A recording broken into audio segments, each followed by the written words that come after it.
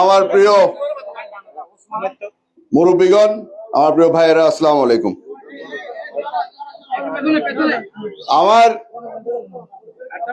চাচা একটু আগে বলল, আপনারা সকলেই জানেন এই এলাকার মধ্যে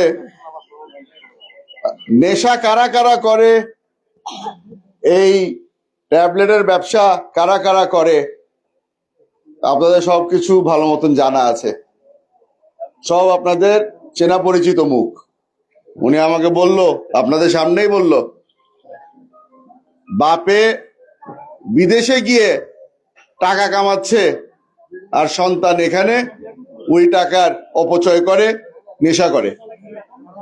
এখন আমাদের এখানে যারা প্রশাসনের ব্যক্তিরা আছে তাদেরকে আমরা বারবার করে বলি যে এই খারাপ যেই ছেলে পেলেরা আছে যারা এইসবের সাথে জড়িয়ে গেছে তাদেরকে ধরতে হবে। সমস্যা হলো, আপনারা যদি সঠিক তথ্য ওনাদের কাছে না পৌঁছান, ধরবে কাকে? আমি আপনাদেরকে একটা অনুরোধ করব, যাদেরকে আপনারা জানেন এই ব্যবসার সাথে জড়িত আছে, আমার আপনাদের কাছে একটা অনুরোধ, সবার হাতে এখন মোবাইল, ছবি একটা তুলে ফেসবুকে তুলে দেন। এদেরকে যতক্ষণ পর্যন্ত লজ্জা দিবেন না এরা শুধরাবে না। এদেরকে লজ্জা দিতে হবে। এই ভয়ে যে যেই বাপ সৌদিতে বসে আছে, কাতারে বসে আছে, সে হয়তো মোবাইল খুলে তার ছেলের ছবি দেখে ফেলবে, এই ভয়ে তারা আর নেশা করবে না। শুরু করলাম এই খারাপ জিনিস দিয়ে, এখন একটু ভালো জিনিসের দিকে আগাই। আমাদের শওকত আলী নূর সাহেব আপনাদেরকে বলে দিল যে এই পদুয়াকে 3 ভাগ করার একটা চেষ্টা আমি করছি। এই বুদ্ধি আমার বাবার থেকে পাওয়া। এটা উত্তর রাঙ্গুনিয়ায় আব্বা যখন এমপি ছিল, উত্তর রাঙ্গুনিয়ায় এই পলিসি আলহামদুলিল্লাহ ভালো মতো কাজে দিয়েছে। এখন বাবার শেখা রাস্তায় হাঁটছি। পদুয়াকে যদি আমরা 3 ভাগ করতে পারি, সরকারের থেকে বর্তমানে যেই 5 টাকা পদুয়ার জন্য আসে, আর ওটা ভাগ করতে হয় এই বিশাল এলাকার মধ্যে, 3 ভাগ করলে 5 টাকা আসবে না, 15 টাকা আসবে। এই উদ্দেশ্য নিয়েই এই কাজে নেমেছি। আমার সেলিম চাচা পাশে বসে আছে। নির্বাচনের সময় পুরো রাঙ্গুনিয়া ঘুরলাম, এমন কোনো রাস্তা বাকি নাই, কোনো ব্রিজ বাকি নাই যেটা আমি নিজে হেঁটে যাই নাই। কিন্তু এই সেলিম চাচার সাথে উনি যখন আমাকে পদুয়ায় নিয়ে আসতো, উনি আমাকে পদুয়ার মেইন রাস্তায় কোনো সময় নামাতো না। উনি নিয়ে আসতো যেই রাস্তা সবচেয়ে বেশি ভাঙা, যেই ব্রিজ এখনো লকড়ি দিয়ে বানানো, বাঁশ দিয়ে বানানো। কারণ উনি আসলে আমাকে দেখাতে চাচ্ছিল যে পদুয়ার উন্নয়ন গত 20 বছরে হয় নাই। ওটার জন্য আমি ওনাকে ধন্যবাদ জানাই। কারণ বাস্তব পদুয়ার অবস্থা উনি আমাকে দেখিয়েছে। এখানে যখন যাই সবসময় গাড়ি থামায় একটা জিনিস চেক করি, যেই বাঁশের ব্রিজ জানের ঝুঁকি নিয়ে আমি ক্রস করেছিলাম ওটাকে এখনো আছে নাকি না, বারবার করে জিজ্ঞেস করি। ফাইল এটা কদ্দূর আগালো, বারবার করে জিজ্ঞেস করতে হয়। কারণ নিজের নজরে না রাখলে এই ব্রিজ জিন্দিগিতে হবে না। তা আশা করছি এই রাস্তা এটা হয়ে যাওয়াতে ঘন ঘন আসতে পারবো, ঘন ঘন এসে চেক করতে পারবো ব্রিজের কাজ কতদূর হলো। একটা জিনিস আপনাদেরকে বলি,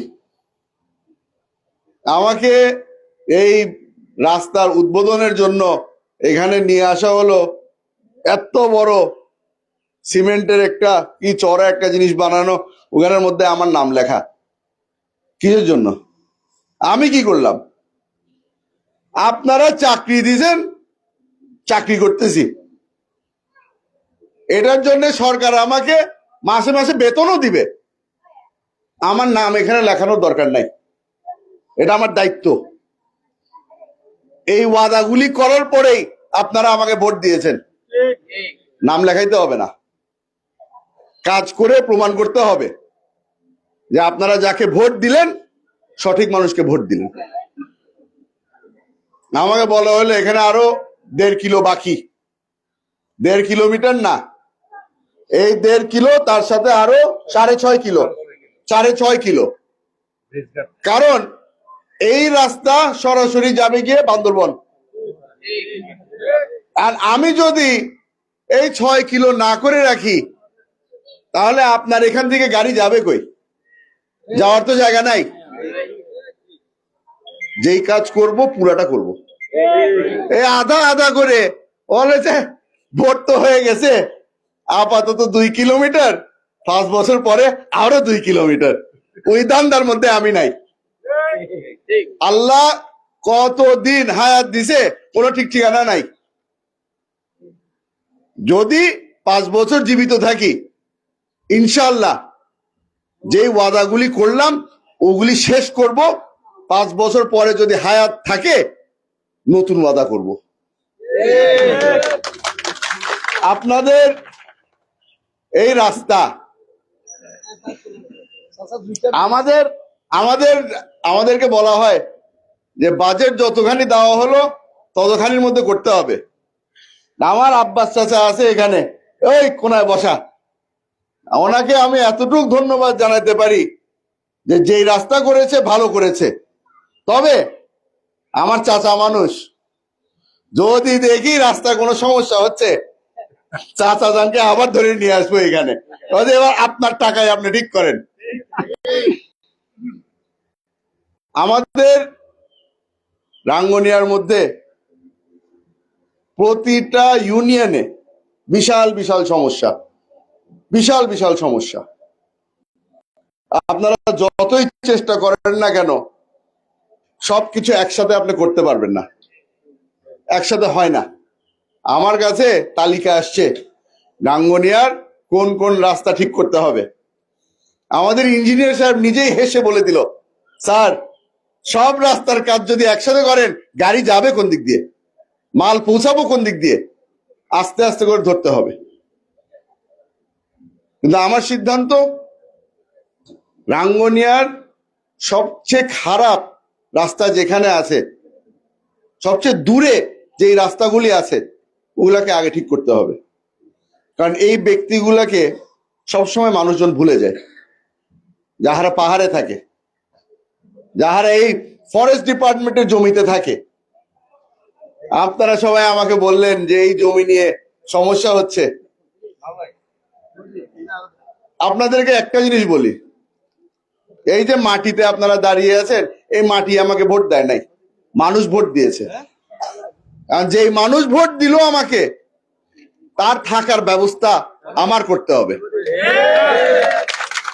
না হলে আর কিছু হোক আর না হোক এই ব্যক্তির বদদোয়া আমার কপালে আসবে, আর আমি বদদোয়া নিতে চাই না কারো। আল্লাহ দিলে আমাদের রাঙ্গুনিয়ার যারা যারা আছে, যাদের ঘর বাড়ি নিয়ে সমস্যা হচ্ছে, আমার বাবা থাকা অবস্থায় অনেকগুলি আশ্রয়ণ প্রকল্প করেছিল, দরকার হলে আরো নতুন আমরা করব। কিন্তু আমি চাই না আমি বেঁচে থাকা অবস্থায় কোনো ব্যক্তি ঘর ছাড়া হোক, অথবা সরকারের কষ্টের কারণে, অবহেলার কারণে তাদের মাথার উপর থেকে ছাদ চলে যাক, এটা আমি হতে দেব না। আমাদের রাঙ্গুনিয়ার যত বড়ই সমস্যা হোক না কেন, আমার বিশ্বাস পদুয়া নিয়ে অন্তত কনফিডেন্সের সাথে বলতে পারি এইখানে বাংলাদেশ জাতীয়তাবাদী দলের যেই নেতৃবৃন্দরা আছে তারা এক একজন একলাই 100। এনাদের মাধ্যমে রাঙ্গুনিয়ার উন্নয়ন কেউ ঠেকাতে পারবে না। ওনাদের কারণে পদুয়ার মধ্যে যা যা সমস্যা আছে সবগুলার সমাধান আমরা একসাথে করতে পারবো। আপনাদের থেকে আজকে বিদায় নিয়ে যাচ্ছি। আপনারা হয়তো জানেন চন্দ্রকোনায় আমাদেরই একজন পুরানো কর্মী ওসমান সাহেব ইন্তেকাল করেছেন। তার জানাজায় যেতে হবে, তার জন্য দোয়া করবেন।